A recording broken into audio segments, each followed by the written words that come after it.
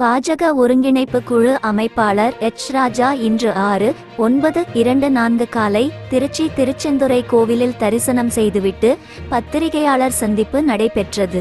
இந்நிகழ்ச்சியில் பாஜக திருச்சி மாநகர் மாவட்ட தலைவர் ராஜசேகரன், மண்டல் தலைவர்கள், நிர்வாகிகள், தொழில்நுட்ப பிரிவினர் மற்றும் தொண்டர்கள் கலந்து கொண்டனர். திருச்சிராப்பள்ளியில் இருந்து நிருபர் எல். பாபுவின் அறிக்கை.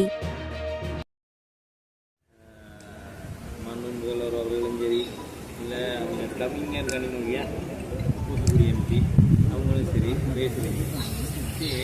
20 ஹெட்ஸுக்கு கீழே கல்விக்கு சென்ட்ரல் கவர்மெண்ட் ஃபண்ட்ஸ் கொடுக்கும்.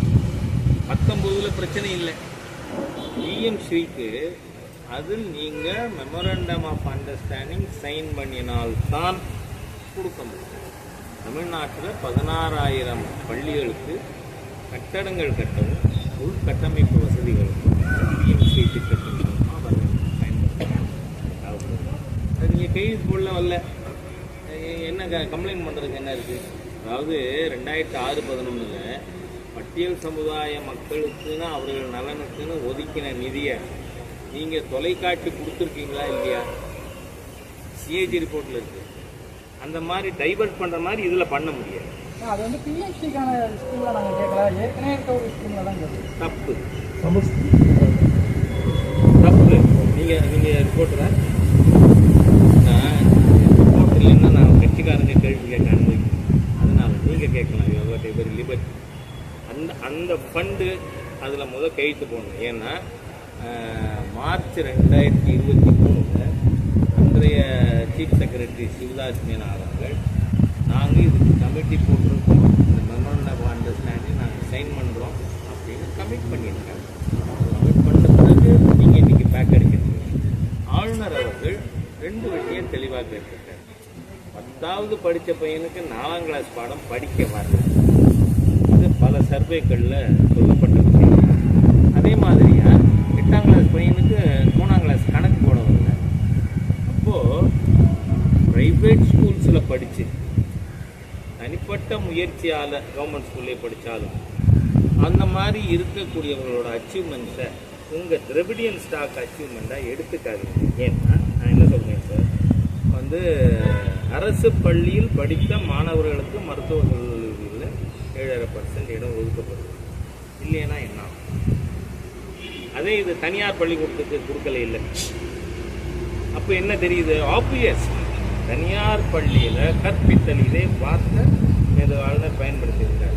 கற்பித்தலில் இங்கே தமிழகத்தில் அரசு பள்ளிகள் தரம் குறைவாக இருக்கிறது. அதனால தான் அதுக்கு தனியாக நம்ம ஒரு பர்சன்டேஜ் ஒதுக்க வேண்டி இருக்கு. ஆகவே அது மட்டும் இல்லை, 1300க்கும் மேற்பட்ட அரசு பள்ளிகளில் லெஸ் தேன் 10 ஸ்டூடெண்ட்ஸ். நீங்கள் ஊடகத்தில் இருக்கீங்க, உங்களுக்கே தெரியும். ஒரு ஸ்கூலில் ஒரு ஸ்டூடெண்ட் படிக்கிறது, 2 வாத்தியார், ஒருத்தர் பாடம் சொல்லி கொடுத்து இன்னொருத்தர் ஹெட் மாஸ்டர். இந்த நிலைமை ப்ரைவேட் ஸ்கூல் எதுலையாவது இருக்கா? ஏன் இல்லை?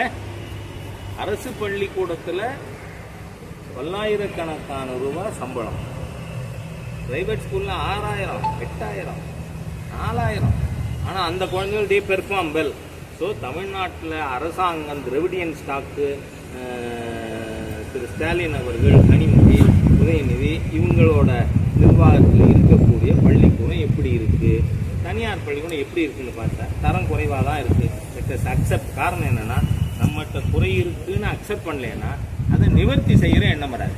அதனால் ஆளுநர் சொன்னது சரி.